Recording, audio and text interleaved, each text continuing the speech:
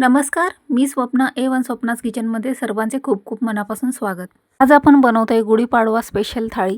सुमधुर बासुंदी, टम्म फुगणाऱ्या पुऱ्या, कुरकुरीत भजी, बटाट्याची सुक्की भाजी आणि शाही पनीर, अस्सल महाराष्ट्रीयन पद्धतीचा मसाले भात, त्यासोबत लोणचं आणि पापड. चला तर पटकन वेळ न घालवता रेसिपीला सुरुवात करूया. सर्वात आधी मी बनवणार आहे बासुंदी. तर थोडे मी दूध घेतले आहे आणि त्यामध्ये मी भिजत घालणार आहे 6 ते 7 काजू आणि बदाम. यासोबतच मी घेतल्या आहे काही केशरच्या पाकळ्या. या पण दुधामध्ये भिजत घालायच्या आहे, म्हणजे आपल्या बासुंदीला छान सुंदर असा रंग आणि सुगंध पण येईल. तर बासुंदी बनवण्यासाठी मी इथे घेतले आहे असे पसरट भांडे, म्हणजे यामध्ये बासुंदी पटकन आटायला मदत होईल आणि ओतू पण नाही जाणार. यामुळे बासुंदी बनवताना शक्यतो पसरट भांडेच वापरायचे. आता मी इथे घेतले आहे फुल फॅट 1 लिटर दूध. दूध गरम करून घेतले आणि हे आता मी आटवायला ठेवून दिले आहे. दूध आपल्या आटते तोपर्यंत आपण पाहूया आपण जे काजू बदाम आणि केशरच्या पाकळ्या भिजायला घातल्या आहेत ते आपण पाहूया. आणि बघा दुधाला खूप छान असा केशरचा रंग आलेला आहे आणि काजू बदाम पण आपले छान भिजलेले आहेत. आता याच्यातून मी काजू बदाम काढून घेते आणि केशरचे दूध तसेच राहून देणार आहे. हे आपल्याला बासुंदीमध्ये नंतर वापरायचे. आता काजू बदाम काढल्यानंतर बदामची साल काढून घ्यायची आणि याची मिक्सरला एक बरड काढून घ्यायची, म्हणजे आपल्या बासुंदीला छान दाटसरपणा असा येईल. शक्य तितक्या कमी वेळात आणि कमी मेहनतीत पूर्ण स्वयंपाक कसा करायचा याची डिटेल माहिती सांगितली आहे. यासाठी व्हिडिओ शेवटपर्यंत नक्की पहा. व्हिडिओ आवडला तर लाईक, शेअर, सबस्क्राईब करून बेल आयकॉन नक्की प्रेस करा. खीरमध्ये साधी नॉर्मल साखर न टाकता इथे आपण कॅरेमलाइज केलेली साखर टाकणार आहोत, म्हणजे खीरला सुगंध पण येईल आणि रंग पण खूप छान येईल. आता दूध पण इथे आपले जवळजवळ 10 मिनटं झाले मी आटवते आणि छान असा थोडा दाटसरपणा दुधाला आलेला आहे. आता याच्यात टाकून घ्यायची आहे काजू बदामची पेस्ट आणि सर्व दूध व्यवस्थित मिक्स करून घ्यायचे, म्हणजे दूध फुटण्याची शक्यता राहत नाही. चला तर आता पटकन आपण बनवून घेऊया कॅरेमेलाइज साखर. त्यासाठी मी गॅसवर ठेवलेले आहे एक पॅन आणि इथे मी घेतली आहे 1 वाटी साखर. त्याआधी आपण दूध व्यवस्थित मिक्स करून घेऊया आणि हे पुन्हा आटवायसाठी ठेवून द्यायचे. चला तर आपण साखर कॅरेमलाइज करण्यासाठी मी घेतले आहे पॅन. त्यामध्ये 1 वाटी साखर टाकून घ्यायची आणि गॅसची फ्लेम मी मीडियम टू लो ठेवली आहे.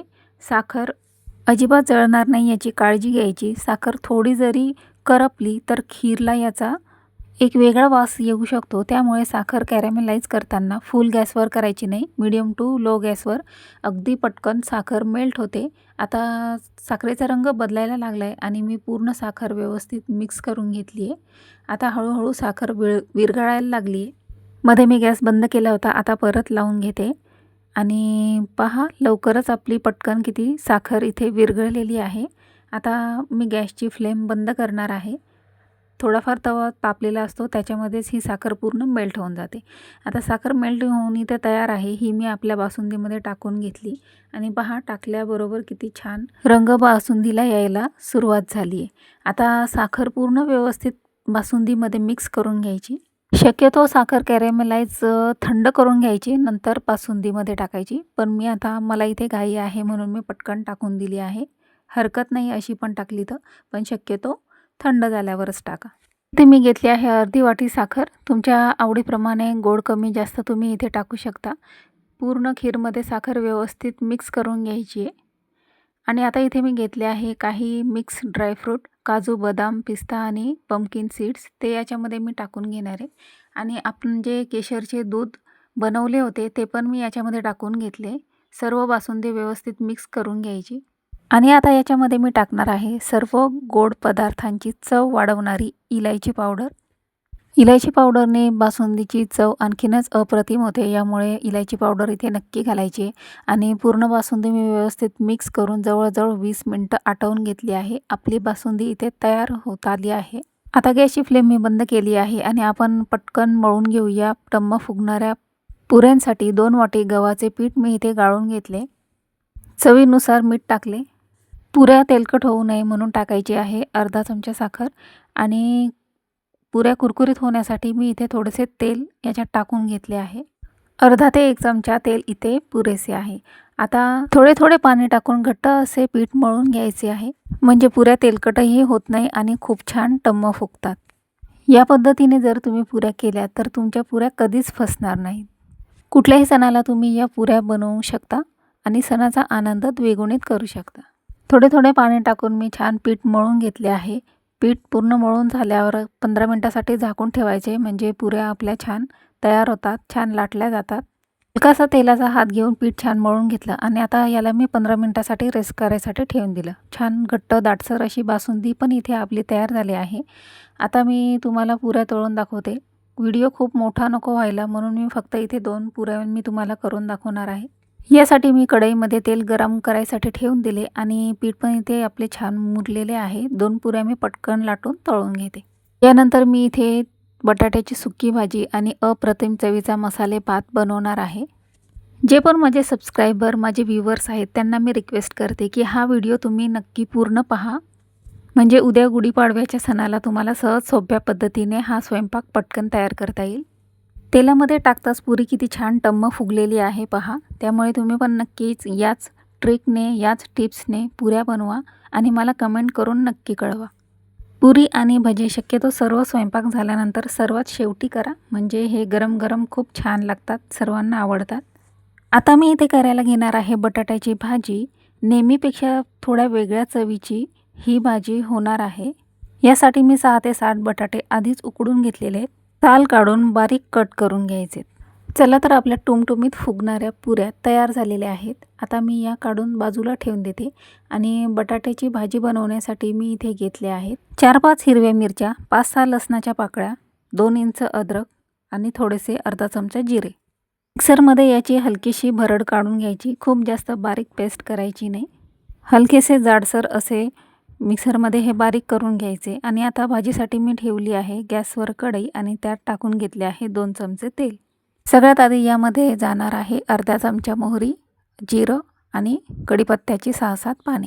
जिरं मोहरी तेलामध्ये छान तडतडले की याच्यामध्ये टाकायचा आहे एक कांदा. एक कांदा मी लांब शेपमध्ये बारीक स्लाइसमध्ये कट करून घेतला आहे. तो याच्यात टाकून तळून घ्यायचा आहे.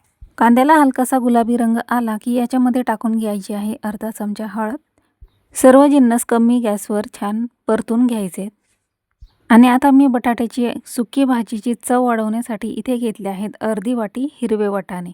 एक छान लाल टोमॅटो बारीक असा कट करून घेतला आणि तो पण आता मी याच्यात टाकून परतून घेणार आहे. हिरवे वाटाणे टाकून मिनिटभर परतून घ्यायचं. ते झाले की लगेच याच्यामध्ये टोमॅटो टाकायचा आहे. टोमॅटो पण छान परतून घ्यायचा. आणि आता याच्यात मी बारीक कट केलेले बटाटे टाकून सर्व भाजी व्यवस्थित मिक्स करून घेणार आहे. आपले पुरींचे कणिक मळले जाते तोपर्यंत तेवढ्या वेळात पटकन मी इथे भाजीची पूर्ण तयारी करून घेतली होती. अशा प्रकारे नियोजन केल्याने जिथे आपल्याला स्वयंपाकाला 1.5 ते 2 तास लागतात, तिथे पाऊण तासातच आपला हा स्वयंपाक बनवून तयार होतो. आता याच्यात मी टाकणार आहे चवीनुसार मीठ, बारीक चिरलेली कोथिंबीर आणि सर्व जिन्नस टाकून भाजी व्यवस्थित मिक्स करून घेणार आहे. आणि आता तयार झाली आहे आपली चमचमीत बटाट्याची सुकी पारंपरिक भाजी. आता मी करायला घेणार आहे अस्सल महाराष्ट्रीयन पद्धतीचा मसाले भात. याची पूर्वतयारी मी स्वयंपाकाला लागण्याच्या आधीच करून घेतली होती. जसं की मिरच्या कापणे, कांदा कापणे, लसूण निवडणे, हे सगळं आधीच तयार करून ठेवले आहे. तुम्ही पण कुठल्याही सणाचा स्वयंपाक करताना या प्रकारे नियोजन केलं तर नक्कीच तुमचा स्वयंपाक लवकर होईल आणि रुचकरही होईल. चला तर आता मसाले भात बनवण्यासाठी मी कोणते कोणते मसाले घेतले आहेत ते पाहूया. सगळ्यात आधी मी घेतला आहे एक बटाटा, बारीक चिरलेला टोमॅटो, अर्धी वाटी वाटाणे आणि काही खडे मसाले घेतलेत. गॅसवर ठेवलं आहे पातेलं आणि त्याच्यात 2 ते 3 चमचे तेल टाकून घेतले आहेत. आता खडे मसाले याच्यामध्ये छान खमंग असे मंद आचेवर परतून घ्यायचे. आता याच्यामध्ये मी टाकणार आहे बारीक चिरलेला कांदा. कांदा छान गुलाबी रंग येईपर्यंत परतून घेतला की यामध्ये टाकायचे आहे बटाटा, बारीक चिरलेला टोमॅटो आणि अर्धी वाटी वाटाणे. हे सर्व जिन्नस यामध्ये टाकून सर्व जिन्नस व्यवस्थित कमी आचेवर परतून घ्यायचे. सगळ्यात आधी मी अद्रक लसूणची पेस्ट टाकून घेतली आणि खमंग अशी तेलात परतून घेतली. याचा मसाले भातामध्ये खूप छान अप्रतिम चव उतरते. आता एक करून सर्व पदार्थ याच्यात मी टाकून घेणार आहे आणि कमी आचेवर छान परतून घेणार आहे. हे सर्व जिन्नस टाकल्यानंतर याच्यामध्ये टाकायचे आहे 6 ते 7 काजू. मसाले भातामध्ये काजू नक्कीच घातले जातात, त्यामुळे तुम्ही पण जेव्हा मसाले भात बनवाल तेव्हा काजू नक्की टाका. आता याच्यामध्ये मी काही पावडर मसाले टाकून घेणार आहे. त्याआधी मी इथे 2 वाटी तांदूळ घेतले आहेत. सुगंधित चिन्नोर तांदूळ मी इथे घेतले आहेत. तुम्ही हवे तर बासमती तांदूळसुद्धा घेऊ शकता. तांदूळ स्वच्छ धुवून 3 ते 4 पाण्याने स्वच्छ धुवायचा आणि 15 मिनिटासाठी भिजायला ठेवून द्यायचा। आता मसाल्यामध्ये मी टाकले आहे अर्धा चमचा हळद, 1 चमचा लाल मिरची पावडर, 1 चमचा गरम मसाला। सर्व मसाले मंद आचेवर परतून घ्यायचे आणि आपण जो तांदूळ स्वच्छ धुवून ठेवला होता तो याच्यात टाकून मिक्स करून घ्यायचा आहे। तांदूळ व्यवस्थित मिक्स करून झाला की याच्यामध्ये टाकायचे आहे चवीनुसार मीठ आणि बारीक चिरलेली कोथिंबीर। एका बाजूला मी पाणी गरम करायसाठी ठेवले आहे। मसाले भातामध्ये आपण गरम पाण्याचाच वापर करणार आहे, म्हणजे भाताला छान चव पण येते आणि भात लवकर शिजतो। सर्व जिन्नस व्यवस्थित मिक्स करून घ्यायचे आहे। मसाल्याचा खूप छान सुगंध किचनमध्ये दरवळतोय। आता याच्यात टाकून घेऊया गरम पाणी आणि आपल्या मसाले भाताची चव वाढवण्यासाठी मी इथे 1 चमचा तूप पण याच्यात टाकून घेणार आहे। गाईचे साजूक तूप मी इथे घेतले आहे, तुम्ही कोणतेही तूप याच्यामध्ये टाकू शकता। 1 चमचा तूप घ्यायचे आणि असं सर्व कडेकडेने तूप टाकून घ्यायचे, म्हणजे थेट खालपर्यंत हे पोचतं आणि याच्याने मसाले भाताला एक मऊपणा पण येतो आणि चव पण येते।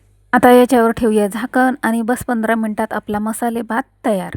आता आपण गरमागरम आणि कुरकुरीत भजी कशी बनवायची ते पाहूया। यासाठी मी इथे घेतले आहे 1 वाटी बेसन पीठ, 4-5 हिरव्या मिरच्या, 1 बारीक चिरलेला कांदा आणि बारीक चिरलेली कोथिंबीर, पाव चमचा सोडा आणि चवीनुसार मीठ टाकून घेतले। भजी कुरकुरीत होण्यासाठी याच्यामध्ये 1 चमचा तांदळाच्या पिठाचा वापर केलाय, अर्धा चमचा ओवा आणि पाव चमचा हळद टाकून थोडेसे पाणी टाकून बेसन पीठ व्यवस्थित मिक्स करून घ्यायचे। पाणी टाकून मी विस्करने जवळजवळ 5 ते 10 मिनिटं पीठ छान फेटून घेतलं आहे, म्हणजे भजी छान पोकळ होतात आणि कुरकुरीत पण होतात। आता भजीसाठी लागणारे बॅटर इथे आपले तयार आहे। आता मी गॅसवर ठेवणार आहे कढई, त्याच्यात तेल टाकून तेल तापवून घेतले आहे आणि आता याच्यात भजी सोडून घेऊया। तेल छान तापले आहे, त्यामुळे आता गॅसची फ्लेम मी कमी केली आणि एक एक करून सर्व भजी याच्यात टाकून घेतली। व्यवस्थित मिक्स करून आलटून पालटून सगळ्या बाजूनी भजी छान तळून घेतले आणि मस्त कुरकुरीत गरमागरम भजी आपले इथे तयार झालेत।